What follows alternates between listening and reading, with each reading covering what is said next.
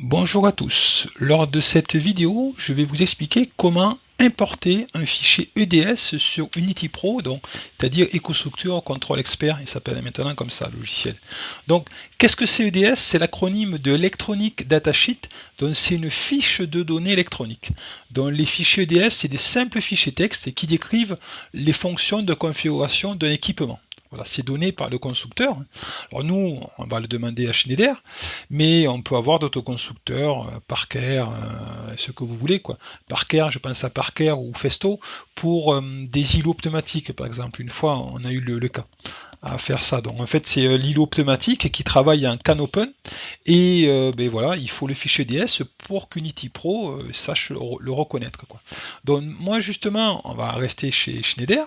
Donc j'ai pas d'origine, je vais vous faire voir, j'ai pas le Lexium 32A, j'ai Lexium 32. On va voir comment importer ce fichier. Alors, pour l'importer, il faut aller ici, on va dans la barre de recherche, il faut taper gestionnaire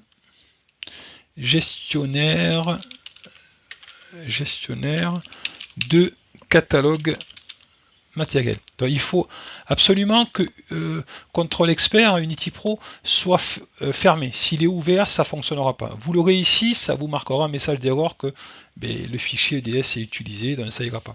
Donc je clique ici. Voilà, il y a un message d'avertissement. Et ici, vous avez ce qu'il y a d'origine sur mon ordinateur. Enfin, sur Unity Pro.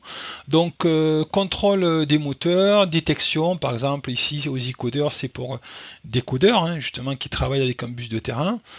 Ici, entrée-sortie, FTB, ça, c'est des répartiteurs, vous voyez.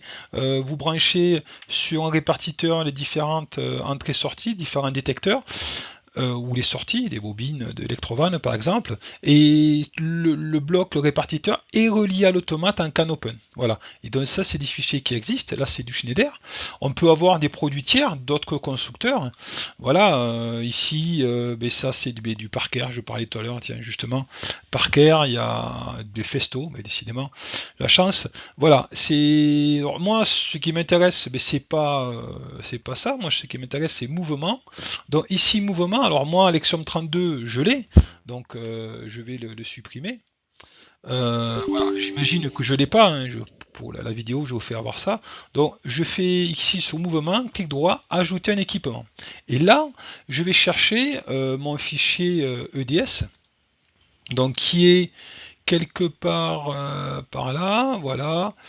Mon fichier EDS, il est ici, il doit être là, voilà, ici, voilà, il est là. C'est le fichier EDS que m'a donné Schneider, hein. Donc je clique ici, c'est un petit fichier texte de rien du tout, hein. Ça fait quelques kilos, et je fais ouvrir.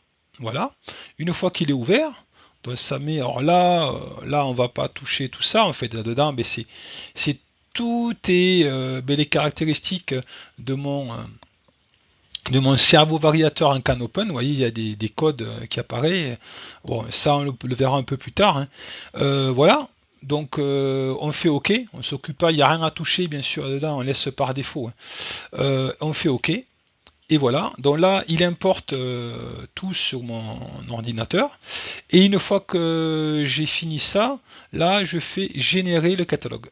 Voilà. Et là, ça va mouliner, ça va générer le catalogue pour après qu'on soit prêt pour le but, c'est que notre API M340 puisse communiquer avec notre Lexium 32A. Voilà. Donc ça, mais c'est pas encore fini, et normalement ici on va le retrouver. Et vous voyez là, il y a un petit bonhomme, une tête, alors que tout à l'heure il y avait plus, il n'était pas généré. Une fois qu'on a généré, il est comme ça. Et donc là, normalement, on va voir la prochaine vidéo, on va essayer de déclarer ce Lexium 32A sur Unity Pro. Voilà pour ce tutoriel.